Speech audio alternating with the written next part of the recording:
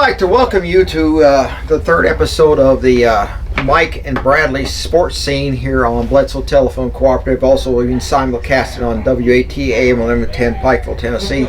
And of course, my name is Mike Smith, and with me is Bradley Hargis. And we been doing radio for football games throughout the season. Now we're doing the television show. This is our third episode here today. We we've received the most positive feedback about the broadcast that we've been doing, and we appreciate that very, very much in all seriousness, and we do appreciate that, and we hope that you will, of course, keep tuning in week after week after week, because we're going to talk about the sports scene, whatever sport that you be interested in. Hopefully we'll talk about that and that sort of thing. So with me is Bradley Hargis, and the first thing we're going to start out with is the high school football. Of course, Bledsoe County played 2 games in the past 2 weeks since our last broadcast. One over Sell Creek on the road, 27-0, but unfortunately lost to the number 1 ranked team in Class 2A, and that be York Institute, as they were unable to hold a 17-14 halftime lead and loses 27-17. Bradley, the good, the bad, and the ugly. What is the good in that game? The good in the York game is we held them to 27 points. Mm-hmm. That's the good thing, because York has an offense that's really kind of odd. You had both the tailback and the quarterback that would line up behind the center in shotgun seeming formation. Usually this quarterback is upright, right, but they both put their elbows on their knees, and you don't know who's getting the ball. And they also run a lot of motions in the backfield, so it was a little hard for Bledsoe's defense to adjust. But they did a good job. I mean, you take away a couple turnovers, I mean, we're a lot closer than 10 points. Mm-hmm. But you also I guess the bad part, moving out of the good, is the fact that York had 3 touchdowns called back for holding. Mm-hmm. So they too made a lot of mistakes. Yeah. But Bledsoe had opportunities but just could not get across that threshold. The ugly, we got a dinged up quarterback. Jonathan Thomas, he went out in the first half, but he came back and played the second half.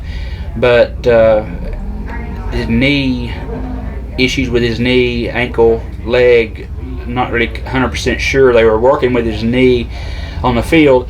Will he be 100% for the rest of the season, or will that be a nagging thing that's going to hinder maybe some production? So that's the ugly to me. Yeah. But I think that's going to be an answer that we will have to see next week, or this Friday actually, when we play Wartburg at Wartburg.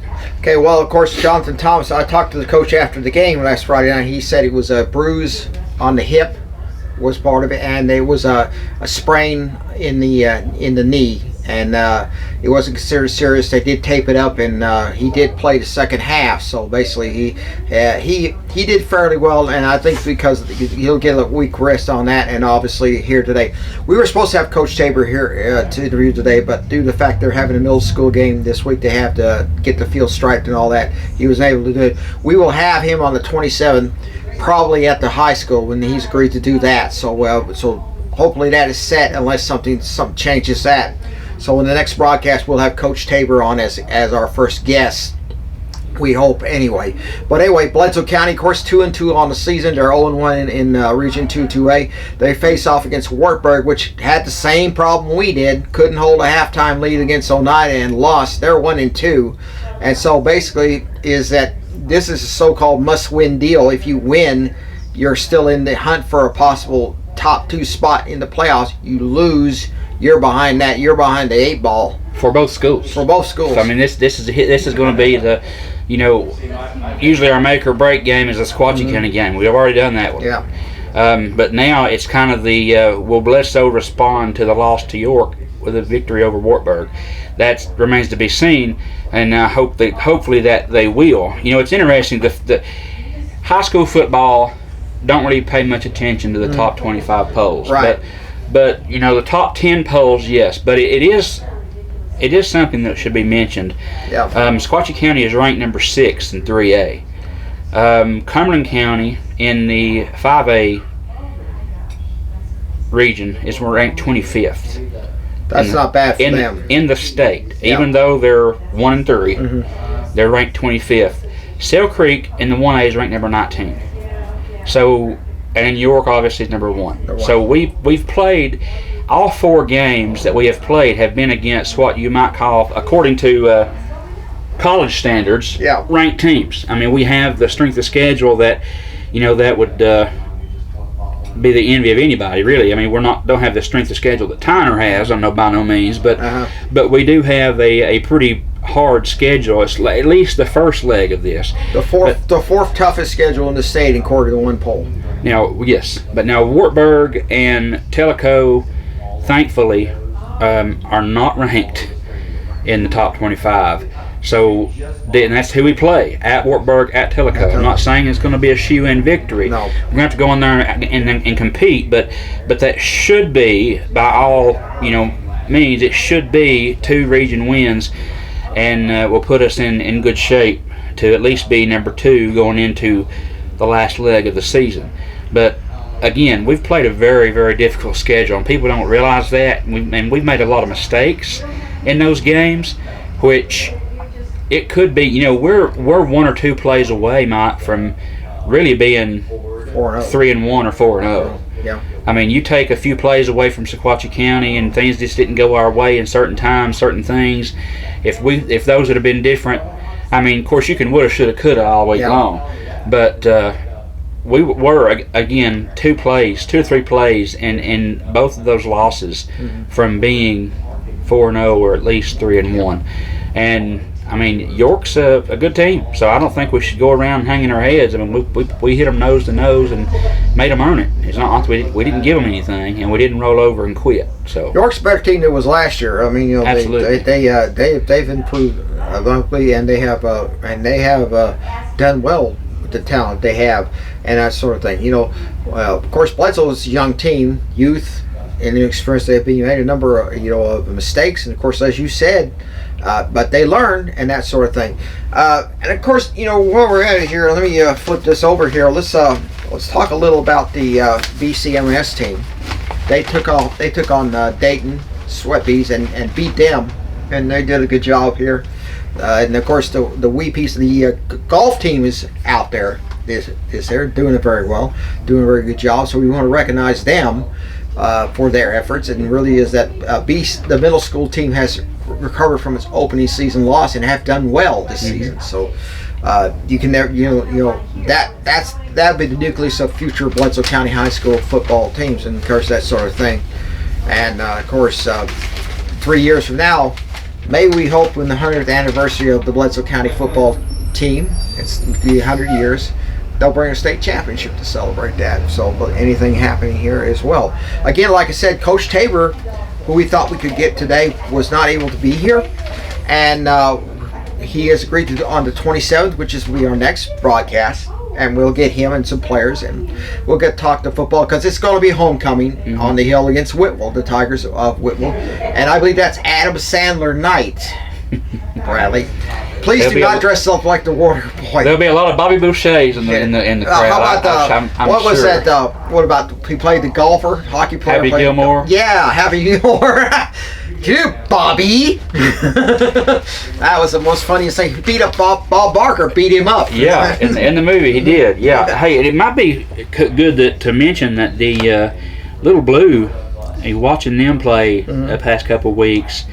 They've won a few. They've won a couple. They've competed very well. They've been in the game, and if they've lost, it's been by one score. Yeah. So the numbers are up this year in Little Blue. That's great. Like to see those kids get out there. Certainly. And it seems that they're working out the kinks. They're learning. They're getting better as the season progresses. Yeah. So I look for the middle school to be set up very well in a couple years, and then the high school should be set up pretty good too, because we always look back at these successful programs like the Alcoas, like the Marivilles, like the ones in Baylor, McCallie, even the private schools in Chattanooga.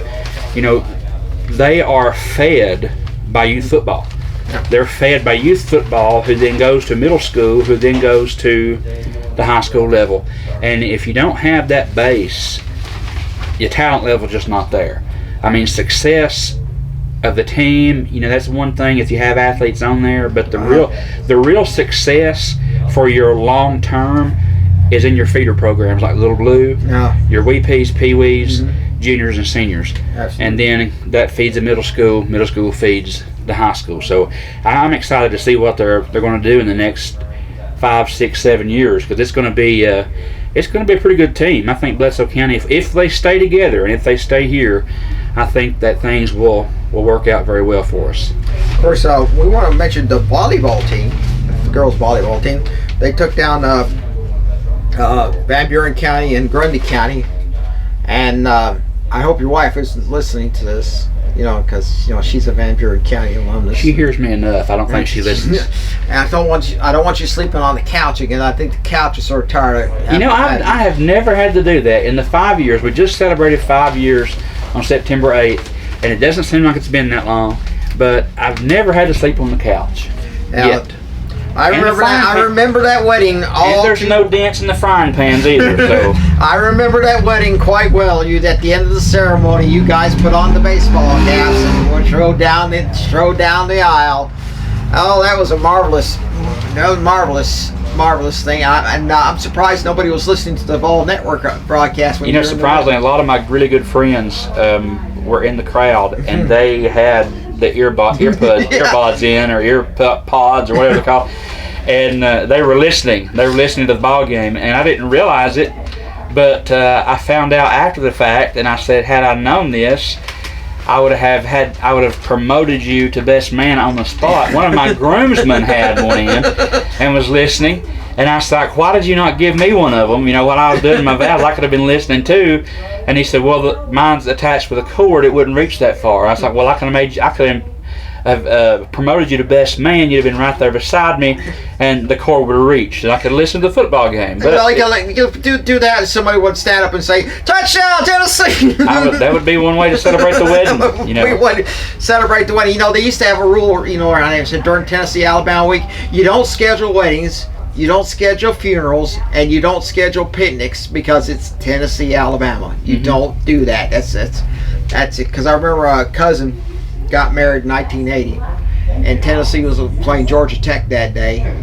And where was some of my other cousins who were supposed to be watching the wedding? They were in the car listening to the broadcast. Well, that happens. I mean, just die-hard fans. It's kind of hard to get away from it. I know, but into a routine. But this sort of thing. I know it's one day, one game, but I would like to have gotten married at 10 o'clock in the morning and then watched the ball game when I got to where we were going. Well, they were playing East Tennessee State, so it was not that big a game. Well, yeah, but that Tennessee, with the struggles they had, any victory at that time was a positive thing. I mean, you look forward to those things. So, but that sort of thing. But anyway, again, the football team will be at Wartburg Friday night to play against the Bulldogs in the region matchup. That'll be Friday night. That kickoff will be at 7 o'clock. Wartburg, if you don't know where that is, that's in Morgan County. You go past Harriman on 27 and you get on 62 Knoxville Highway until you reach Wartburg and the high school there. And then next week, of course, Bledsoe will be on the road at Tellico against the Bears. I told you on the broadcast 2 weeks ago at Sale Creek, I said, you only get 3 of those this year. Well, you blew them in the first 5 minutes. You're up to like 7 now, and I'm going to start charging you $20 every time you say that. You ever watch Saturday Night Live when they had John Goodman? And I'm going to take that money out of your sign-on bonus for next year. Yeah, good luck. You ever watch Saturday Night Live when they had John Goodman? Oh yeah. You had to wore Chicago Bears uniform jerseys and all that, and they'd talk about the Bears. Chris Farley and all those guys. Oh yeah, that was it was hilarious. I thought we'd dress up like that. We're like the Bears. That sort of thing. But anyway, those 2 games, very important. If Bledsoe wins those both, they're still in the race for a top 2 spot, probably even the district championship.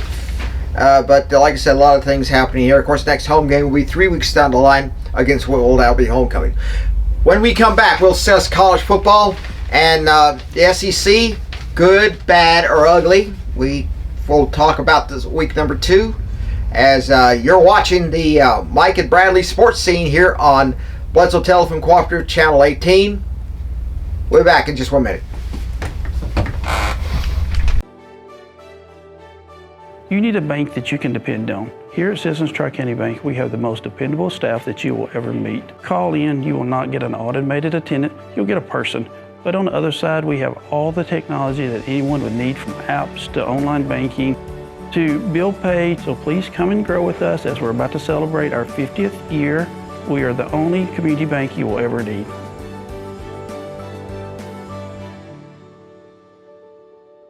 Come and see the beautiful Sequatchie Valley. While you're here, visit the Dunlap Mercantile. We have a full line of hats from Resistol, Stetson, Charlie One Horse, American Hat Makers, GG Pip, Greeley hats from the TV show Yellowstone, and a full line of vintage hats.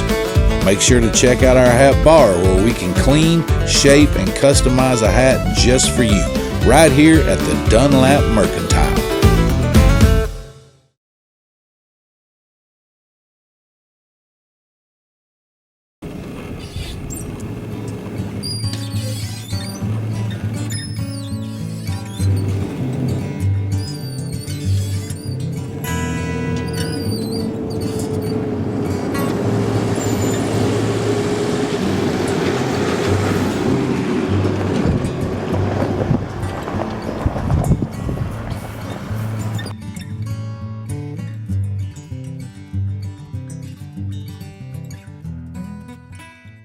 At Jason Lewis Dunlap Supercenter, we're committed to be better. Better prices, better vehicles, a better experience. Your Jason Lewis Dunlap Supercenter understands that you rely on us to provide you with the highest quality of used vehicles. With over 350 pre-owned cars, trucks, and SUVs. So what are you waiting for? Let us show you a better experience with the Jason Lewis Automotive family. Come visit us at Rankin Avenue here in Dunlap or on the web at dunlapsupercenter.com.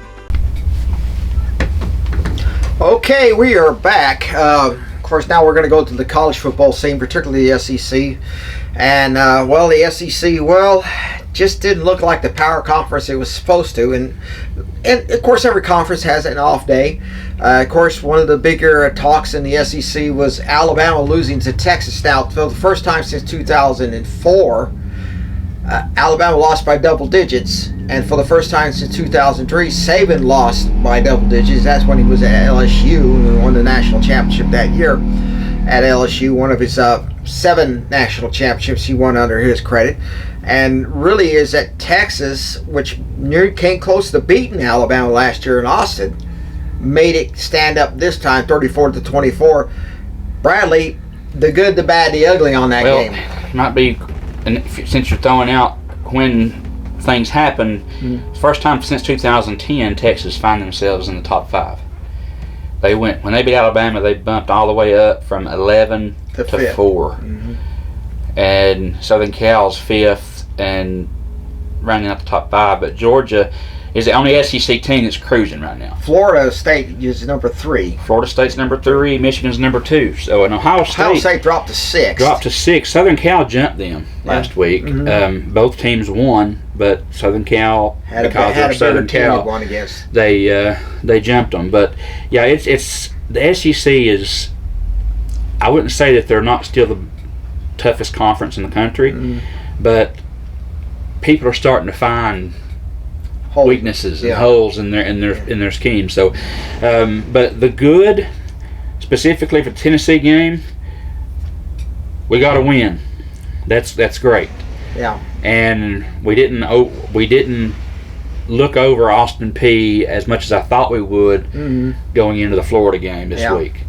The bad is we let Austin Peay just kind of. They came in there well prepared. They had a good quarterback. The Austin Peay Governors came in and to play lights out. And really, what did they have to lose? They're playing a D1 school, at that level. Why not? Why not go in there and just throw out everything you possibly can at this team in hopes that you can pull a Georgia State, Right. and beat somebody like Tennessee on their home field. So they didn't have anything to lose. So they were going out there and just playing their hearts out, and it showed because Tennessee found themselves on their heels a lot of times. When I was watching it, and it was 23-6 at the point that they had punted 3 consecutive drives, I turned it off. I said, I am not watching that. I said, there is no reason. I said, 1 or 2 here and there, yes, but there is no reason whatsoever that Tennessee should not be converting on 3rd downs, 2nd downs, and 3rd downs, and having to punt the ball and give it back to a potent Austin Peay offense. Yeah. I never thought I'd be able to say that. But Austin Peay is, just one of those colleges and schools, football team, you don't really talk about that much because they don't really have that much success at that level. But that's the bad, is we let that team come in and just, let them hang around. They got their hopes up, and we let them keep the hopes up all the way almost to the end. The ugly to that is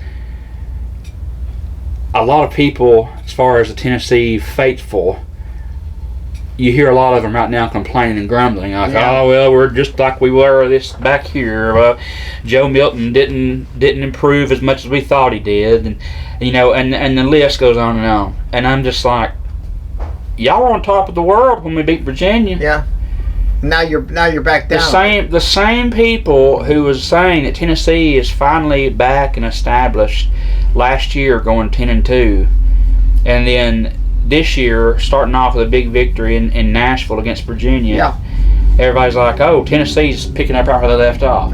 Then we play Austin Peay and kind of stumble, and they're like, oh, we're back to where we were. I mean, come on, seriously? The ugly is not necessarily Tennessee's football team and their performance Saturday. The ugly is the people that wear the orange and white and that are already doubting 2 games into the season, 2-0, by the way, and in the back of my mind, maybe I'm wrong, maybe I'm crazy. That might be debatable. The second one more so than the first. But maybe Heupel spent his time against Austin Peay playing a lot of younger kids. There was a lot of people subbing in and out, getting them some reps, keeping his starters healthy for the Florida game. And I don't think he ran a very high-profile, prolific offense because he didn't think he had to against Austin Peay. Yeah. And they still won 30, what was it, 30 to 13. 30 to 13. So, they still beat them, by a good margin, but it wasn't what we wanted it to be. It was a 50-point margin it was supposed to be. They had a story about Neyland. He had come off, he had won a big game on the road, and he had come out of the hotel, and he was coming out of the elevator to the hotel. And there were a bunch of fans standing around. So, there's the greatest coach in the world. Neil took one look at them and said, that's not what you people said 3 weeks ago. Whereas he knew what was going on. Oh, He knew what was going on. He's like he told his players, says, you can't live on your press clippings. As long as you got to produce, which means basically don't let the critics bother you. And we got a phrase that I don't say we. I've had a phrase that I've used, the time that I've been a football fan or really any sport for that matter, and you have a team that what I call sandbags the other team. Sandbagging means you're holding back. Yeah.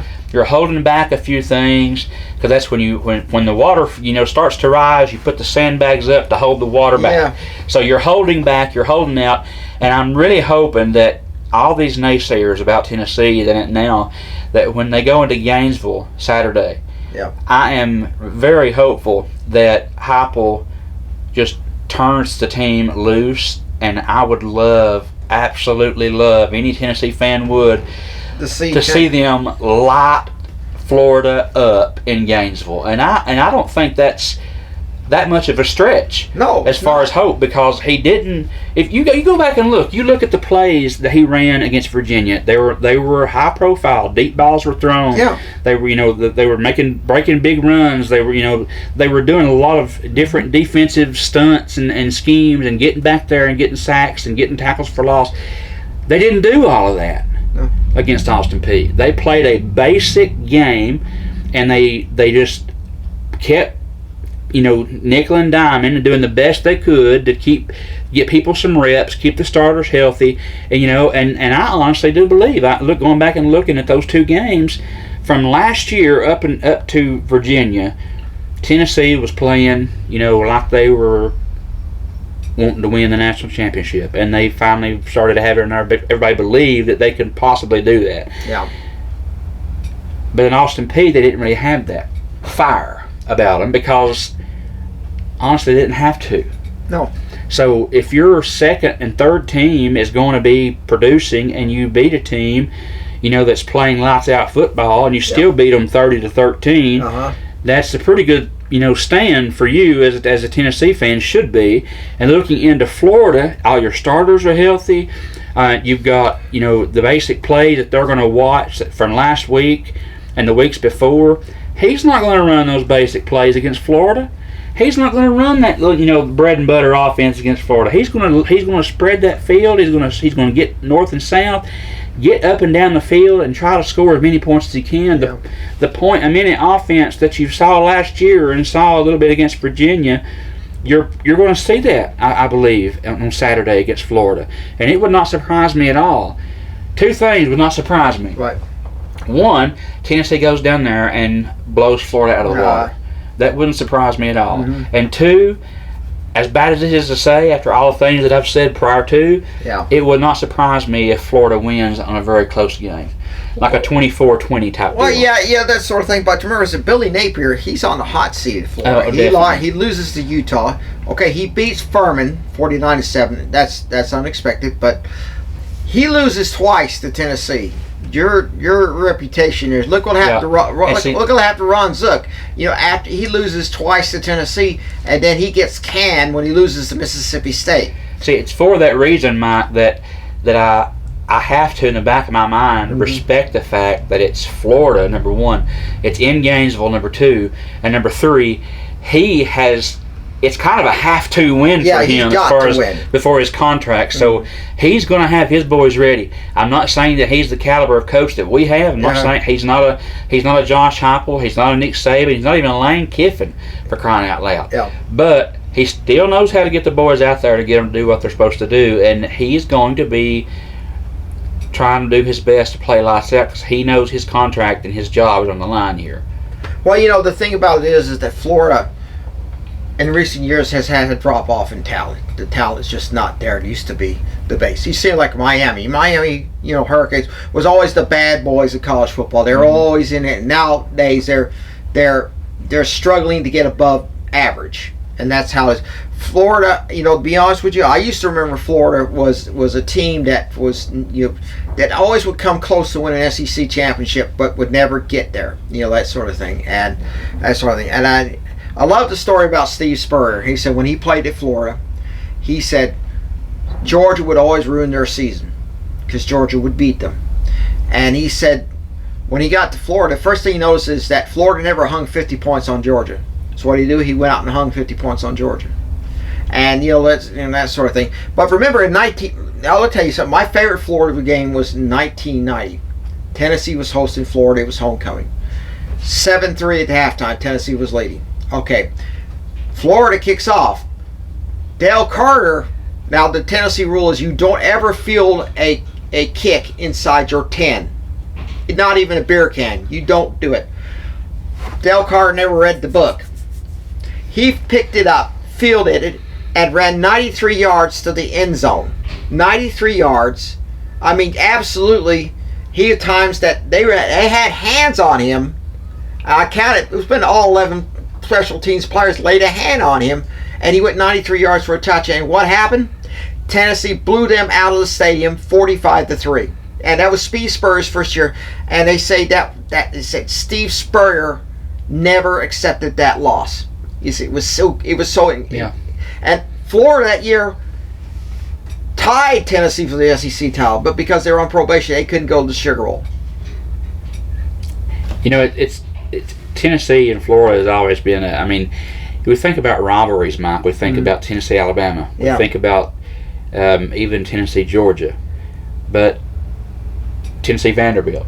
Tennessee, Kentucky. My goodness, Tennessee's a rival to everybody, I reckon. Everybody. But most Tennessee fans can all agree that they despise Florida. Whether or not they see Florida as our arch rival or an nemesis or not, we all pretty much despise the Florida Gators, and I'm one of them. There's two teams that I just can't stomach in the SEC. Can't cheer for them. I'm sorry, but a lot of my friends are for them. And people that I care about are for them. I feel for you, man. My sister is a Florida fan. I cannot stomach Florida, and I cannot stomach LSU. I just can't do it. But it's something you notice about Florida, how they are seemingly, we use the phrase down the past couple of years. Notice that Florida is what you would call a pipeline state. What that means is there's a whole lot of talent in a pipeline state that goes to these other schools and goes to get the scholarships. Florida is one, Texas obviously is one, California, Pennsylvania is one, and occasionally you'll have, a Georgia, will be classified as pipeline because of the talent that they have. But those big states with the pipeline states, every time that Florida is up and on top of the world, back in the 2000s, when Tebow and him were there, and Urban Meyer was the coach, and even when Spurrier was there, they were a power. They were a power. They were a powerhouse. So when they were up, Florida State, Miami, Central Florida, Georgia were down. And now Georgia's up. Florida State's up. Miami is starting to come back. Kind of getting back in the swing of things. UCF still hadn't recovered, but Florida's struggling because a lot of their premier players are either going to Florida State, they're going to Miami, they're going out of state to go to another school as opposed to staying at home in Gainesville. So I mean, it's no coincidence. You can follow the pattern of those things. And when Georgia's up and Florida State's up, you can bet Florida Gators are going to be down because that's the two teams right there that pull most from the Florida Gators in Gainesville. So it's going to be interesting come Saturday. I mean, it's very, very interesting. They had a story. I remember in 1977, I was listening to Tennessee, Florida on the radio. Johnny Majors has just arrived back at Knoxville, and they were at Florida, and they had the ball. Tennessee had the ball at the 1 yard line. So Major said, run a couple of players, give us some room to punt it. What happened was Tennessee handed off their tailback, Kelsey Finch. What did he do? He goes 99 yards for a touchdown. And that's the longest run from scrimmage in college football history. And, that sort of thing. And then, of course, 1971, Tennessee was at Florida. Tennessee got the ball back at the 1. Okay, Bill Battle didn't like a call the referees read, so he went out and protested. What did they do? 15-yarder. They had to show him back half a yard inside the 1. And what it is that Tennessee drove it down 99 yards to win. This was before Condredge Holloway. This is before, because Condredge, freshman, couldn't play then, or he would have played. And he said they went 99 yards to win that game. And that was the last time they won at Gainesville before. Of course, the Gator Bowl in '94 was a very special one because they had to move the game to Gainesville because the Gator Bowl was being renovated. And Spurrier threw a fit because they painted one end of the end zone checkerboard orange. I can see why. Big rivalry. Yeah, like I said, he didn't like the idea, but he said, well, we rented the stadium so we can paint it whatever we want to. That's all there was to it. The swamp at Florida. Spurrier said, let's call it the swamp. And that was a pretty accurate description because it was humid. Oh, yeah.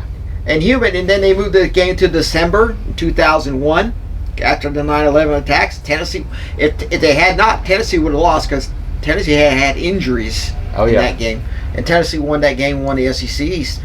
But that sort of thing. But this sort of thing. Now you look at the rest of the SEC. You look at this. Vanderbilt loses to Wake Forest. Probably should not have. Alabama loses to Texas. That's and they talk and there's talk. I mean, just talk among people that said that this may be Saban's last year at the capstone.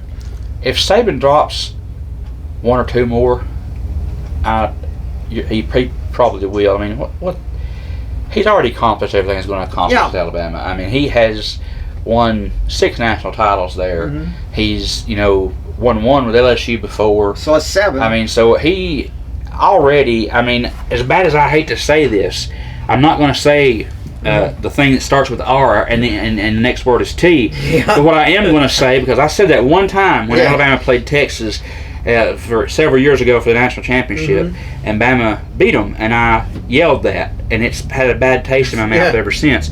But as bad as I hate to say this, Nick Saban arguably is one of the best coaches to ever coach the game. Yeah, obviously, you know. I mean, when you go talk about, Bobby Bowden, Joe Paterno, all those legendary coaches in our generation, yeah. and and even Bear Bryant before him, and and Vince Dooley from Georgia. You think about legendary coaches, those who were very successful.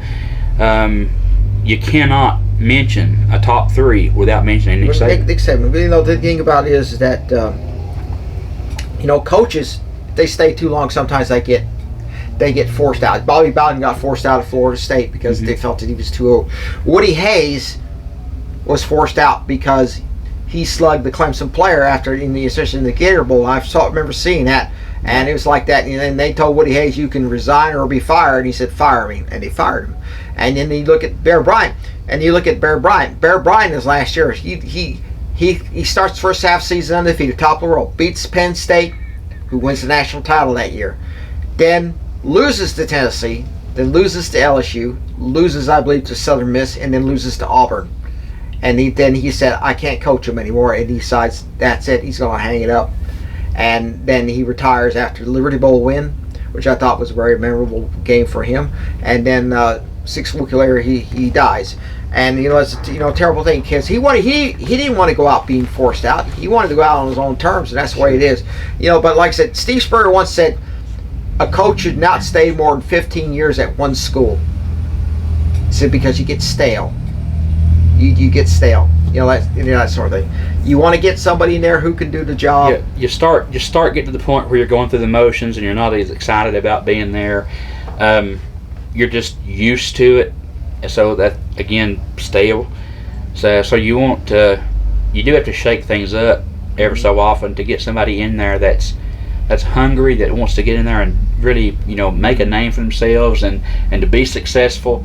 And that's go back to Nick Saban. That's what he did. He started out very small and he worked his way up. Michigan State, LSU, and Alabama. Remember Michigan State in '98 when he was head coach? He upset Ohio State. Mm-hmm. And what happened? Tennessee took over the top spot and held that on to the national. So I suspect probably somebody had sent him a Tennessee shirt after that when it started. But anyway, when we come back, we're gonna basically go into our third, which is basically talk about pro football, whatever, just miscellaneous stuff, and then of course anything that we want to talk about, that's what we'll do. As you're watching the Mike and Bradley Sports Scene Show. We'll be back in just 1 minute on Bledsoe Telephone Cooperative, Channel 18. At Jason Lewis Dunlap Supercenter, we're committed to be better. Better prices, better vehicles, a better experience. Your Jason Lewis Dunlap Supercenter understands that you rely on us to provide you with the highest quality of used vehicles. With over 350 pre-owned cars, trucks, and SUVs, so what are you waiting for? Let us show you a better experience with the Jason Lewis Automotive family. Come visit us at Rankin Avenue here in Dunlap or on the web at dunlapsupercenter.com.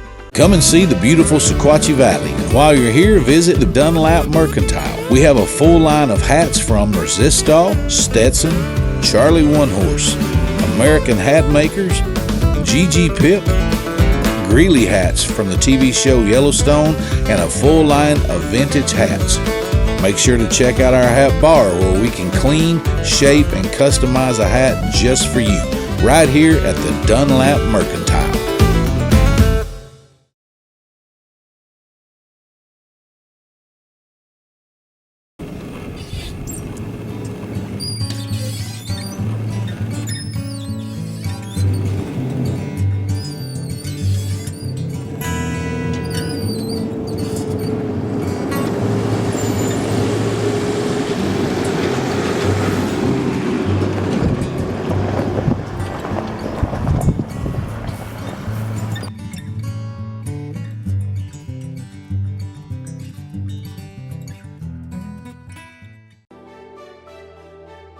You need a bank that you can depend on. Here at Citizens Tri-County Bank, we have the most dependable staff that you will ever meet. Call in, you will not get an automated attendant, you'll get a person.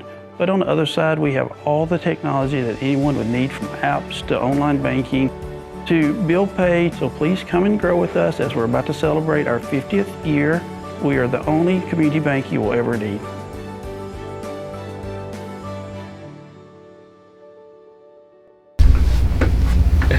Okay, we're back. During the break, we sort of tried to kill each other, but of course, now we're back here. We're both alive.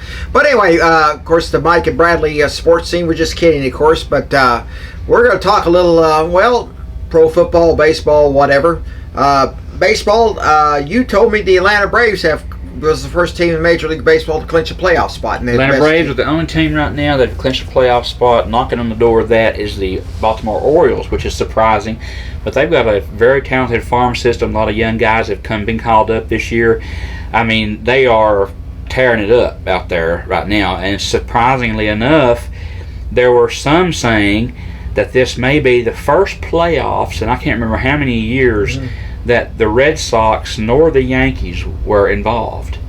Because the Red Sox and the Yankees are bottom feeders right now in the AL East. I mean, they're 18.5 games, both of them are, behind Baltimore. And, I mean, the Baltimore's magic number to clinch, the East is 16. So, I mean, is that unusual that you have a team would clinch the division this early? It's getting to the point now you're going to start seeing divisions clinched. As a matter of fact, the Braves, their magic number to clinch the NL East, meaning that they are first place no matter what happens the rest of the season, is 4 games. So they win 4 games against, and they've got, in the games that they're playing, they've got 2 more games against the Phillies at Philadelphia. They played tonight at 5:40, by the way. So if you want to tune into that before you go to church, and then catch the rest of it after you get back from church, that'll be fine. September 18th, 19th, and 20th, they host the Phillies in Atlanta. So the next, really 1, 2, 3, 4, 5 of the next 6 series they have are against National League East opponents. So they've got to win 4 of those.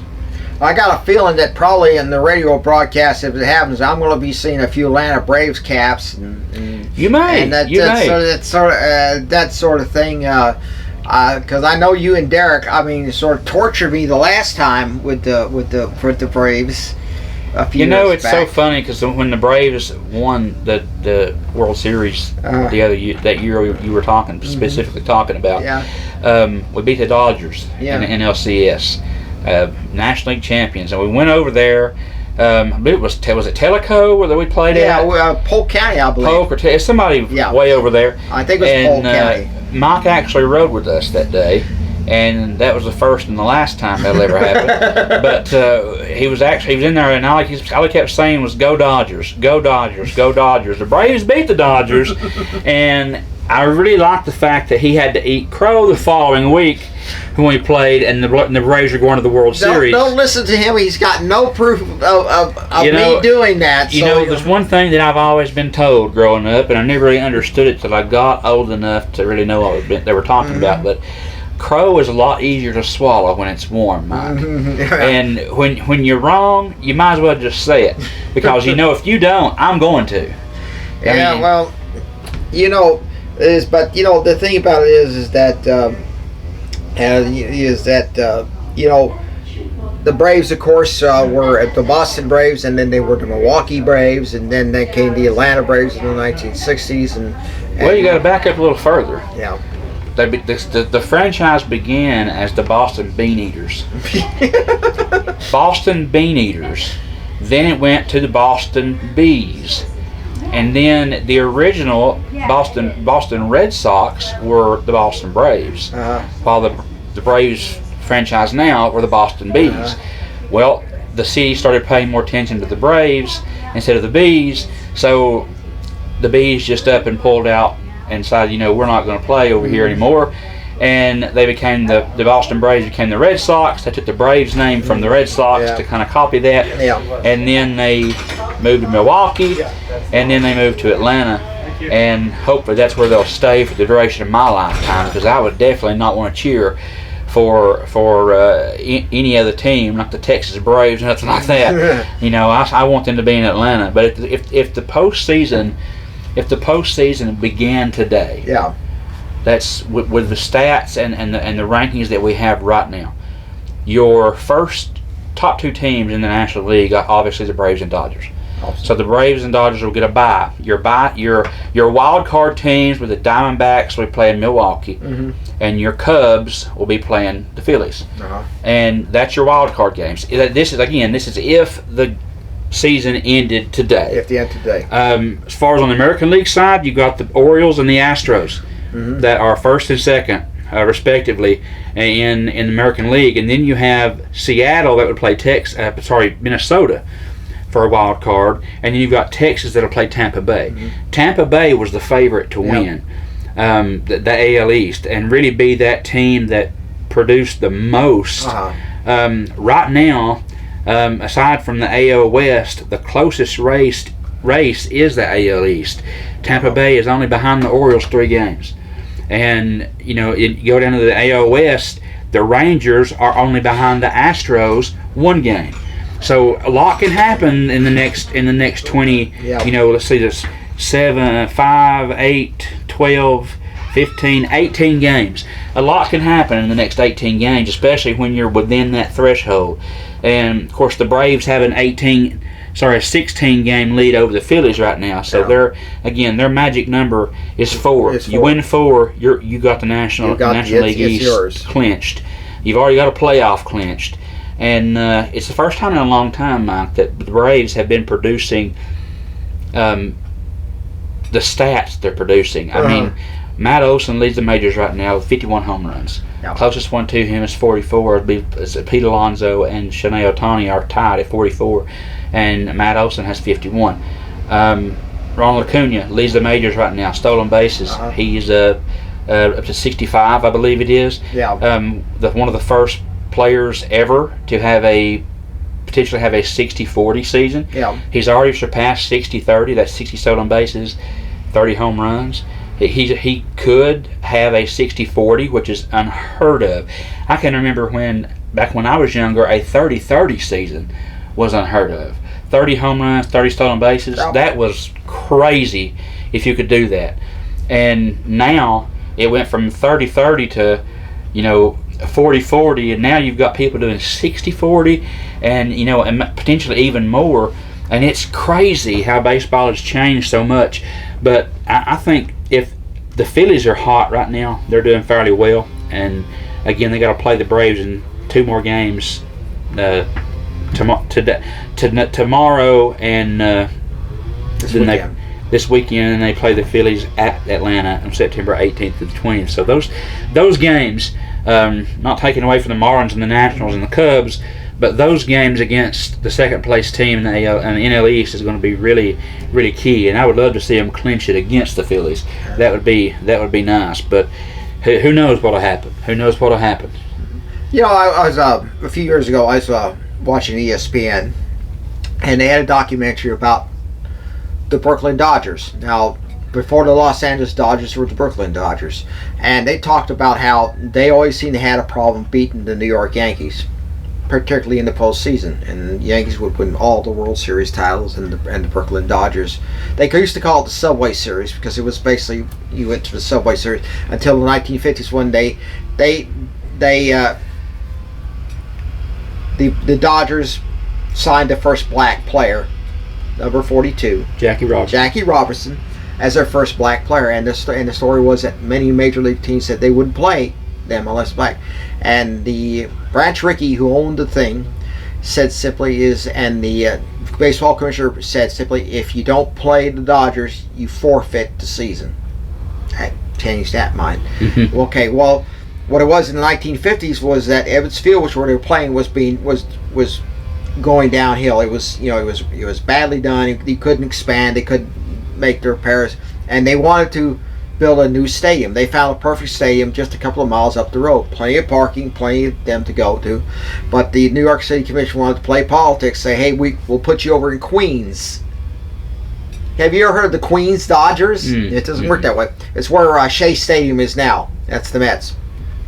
Los Angeles wanted a pro baseball stadium. So they said, we'll give you a brand new stadium if you move down there, and out they went. Same with the New York Giants. Well, I sort of say you had 3 teams in New York at that time: New York Giants, New York Yankees, and they went to be the San Francisco Giants, and that's that's how it was. And and people said, well, and Branch Rickey said, New York said, you can't move. No, yes, we can. You don't own the team. We own the team, and you wouldn't give us what we want. We're out of here. So that's how that's how they became the Los Angeles Dodgers. It's an interesting documentary. If you ever see it, it's a very interesting documentary. I'm not a big baseball fan, but I thought it was very riveting. Very, very riveting. And of course, Ebbets Field's no longer there anymore. It's now known as Ebbets Field Apartments. It's an apartment complex on that now.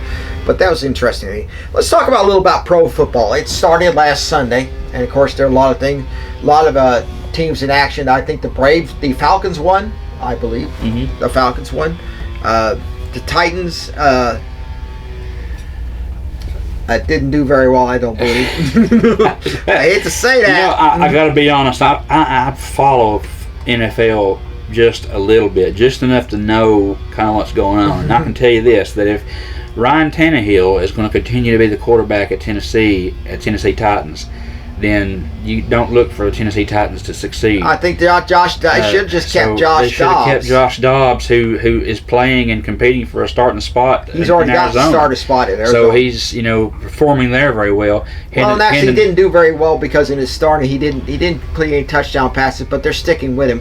Now Aaron Rodgers is probably going to be out for the season because he had a torn Achilles heel in that game last Sunday. So the Jets' fateful thought to Aaron Rodgers was, it's going to be the savior and to bring the Jets back to where they were, once were, and probably could have, but that's the risk that you run with someone at that age, with that kind of injury, and given the fact that he's as old as he is, he may not respond to that. He may not, recover from this the way that they want him to. No. So it's going to be hard to do. You look at Mike Soroka, the pitcher for the Atlanta Braves. He tore his Achilles heel pitching, and he healed up. He was out for the season. He healed up, come in, his first start back in the game, and in majors, and pitched, tore it again. They say when you reach 40 in pro football, you're pretty washed out. Of course, George Blanda played until he was 56, and then there was this famous or infamous pager, Y.A. Tittle, who had played his last game at Denver, and he slumped on his knees, and blood was coming out of his ears, and that was because he got savaged around. He was so beat up. Yeah. If you watch the All-American, All-American player, that was based loosely on Billy Cannon at LSU and that sort of thing. But the thing about it is with pro football is it's such a demanding sport. You go through elementary, middle school, high school, college. And you look at Peyton Manning. The guy was so beat up. He had trouble putting on a pair of pants in the morning. A pair of pants. You may have no problem with that. Well, then I have a little problem with it sometimes too in the morning. But because he's so beat, his knees are so beat up, that sort of thing. Joe Namath, when he was playing for the Jets. This is before they had the jetways on the airliners. You had to go down the stairs out into the tarmac. He had to be helped off the plane because his knees were so bad. Yeah, that tells you how beat up he is. So it's a savage sport in a way. Well, the team you beat this year is obviously going to be the Kansas City Chiefs. Yeah. With the Buccaneers, Brady finally retiring, the Buccaneers, I don't think they're going to have the chance that they have with Brady at the helm. But obviously, your most solid team right now is the Kansas City Chiefs. The team that's on the rise that might be a surprise to some people is the Miami Dolphins. Yeah, they could do it. Miami Dolphins have Tyreek Hill. He's on pace. First, he had 200 receiving yards in the first game. Uh-huh. So his goal was to get 2,000 receiving yards this year. If he keeps this same pace and averages that throughout the season, he'll have close to 3,000 yards this season. And Tua Tagovailoa, the one that used to play at Alabama, is the starting quarterback for Miami. And they're in a groove right now. They're seemingly going to be the surprise team this year to really compete So it could be that it comes down to the AFC Championship. It could be the Chiefs and the Dolphins playing for that. And as far as the NFC is concerned, you got all those people that says Dallas is always going to be up there, and Dallas always just kind of falls apart. But 49ers is probably going to be the NFC team to beat this year. I think they got the talent to really go deep into the playoffs. The fact that Green Bay has lost Aaron Rodgers to the Jets. Jordan Love is stepping in for him now. Good quarterback, but he's no Aaron Rodgers. So yeah, I would say so. Well, what surprises me is some of the things I saw. I saw this on the internet. Is that, of course, that the Pac-12 members are leaving to go to the Big Ten and the Big 12, and they want the Pac-12 to pay the costs, of whatever cost of moving it, not the schools, the Pac-12 conference.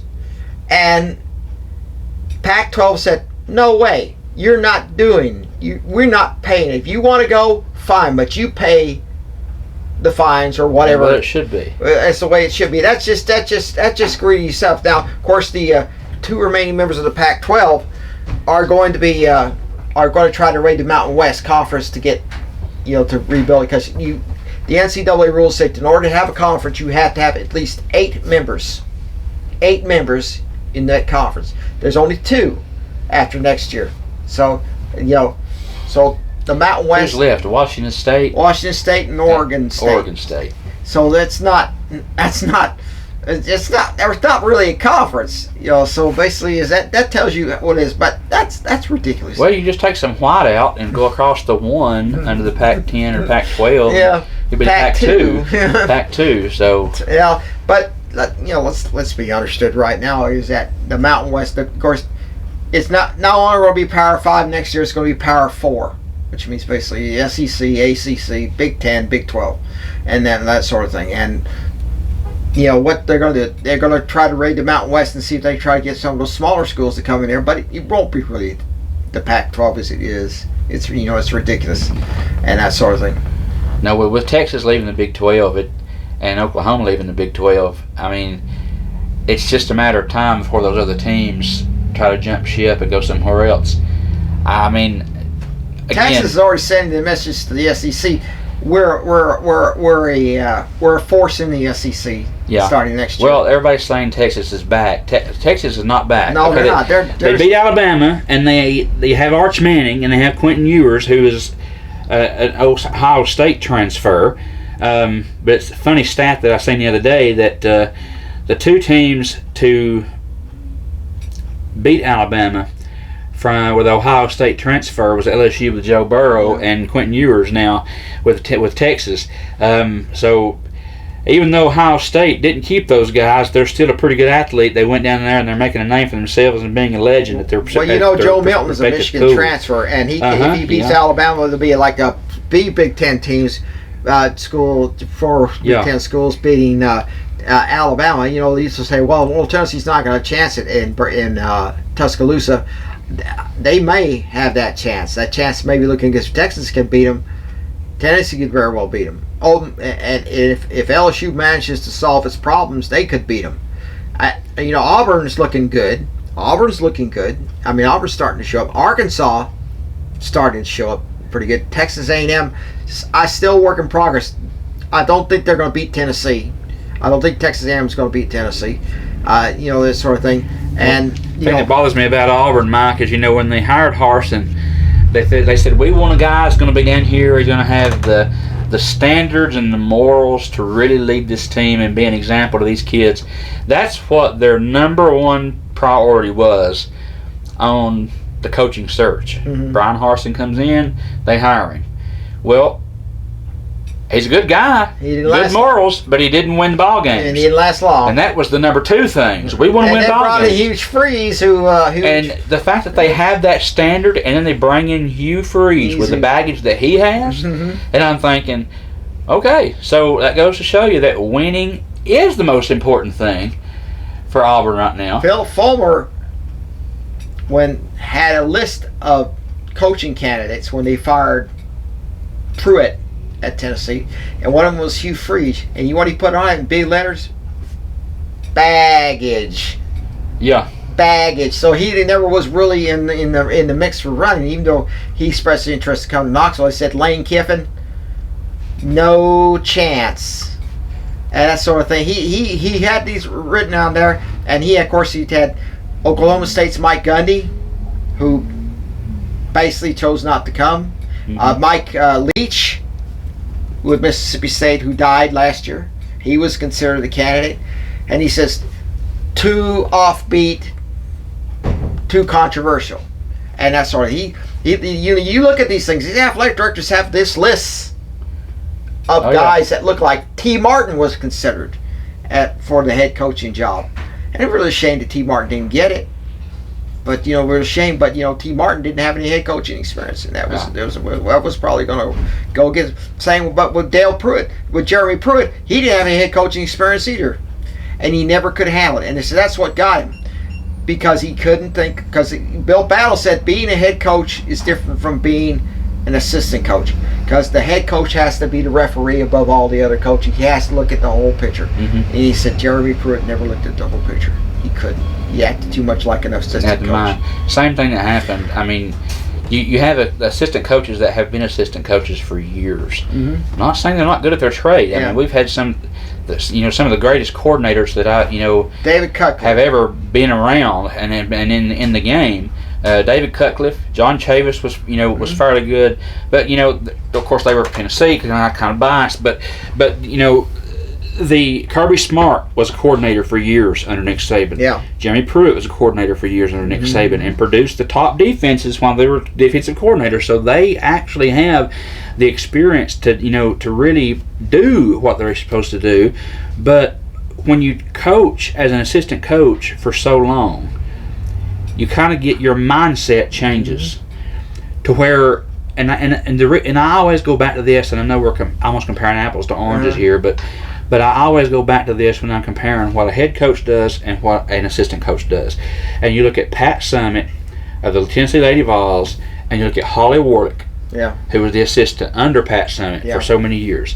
When Pat resigned because of health issues, and Alzheimer's, dementia, things like that, and then Holly came in, I knew it was going to be a bad deal. Yeah, because number one, you can't follow Pat Summitt. That's right. You can't follow a legend. They're going to hold you to that standard. And number two, Holly had spent so many years as the nurturing partner in that team. Pat was the one that would just stare you down and then paralyze you with their eyes. Hit you with the hammer. And would just like, hey, this is how it's going to be, whether you like it or not. You better do it or you're not going to play. All right. Holly Warlick was like, the nurturing. Pat chew you out, Holly would build you back up. She tried to carry that over into the head coaching gig, and you can't do that. You get like that mindset, and you just can't get out of it, and it's just not a good deal. Like Bear Bryant, Ray Perkins came in. Okay, Bear Bryant was popular because he handled people well. Ray Perkins didn't handle people well. He made changes that he thought he could do. He got rid of the radio announcing team, put another team in. He got rid of the coaching tower, got people upset, and then he just basically mishandled people well, and that was things you should never follow a coaching legend. Bear Bryant used to say, he told Bill Battle, he says, I don't have coordinators. He said the reason is simply because when other schools come around, they take all the coordinators and not the assistant coaches. He said that's why I don't have coordinators, because I want all my they told the story how Gene Stallings, when he was an assistant coach at Alabama, got a call from the University of Kentucky. They were in trouble up there. They needed an offensive coordinator up there. He said, yeah, I'll take it, but you're going to have to tell Coach Bryant. Next morning, and this is true, I heard this story. He told us on the Quarterback Club on TV.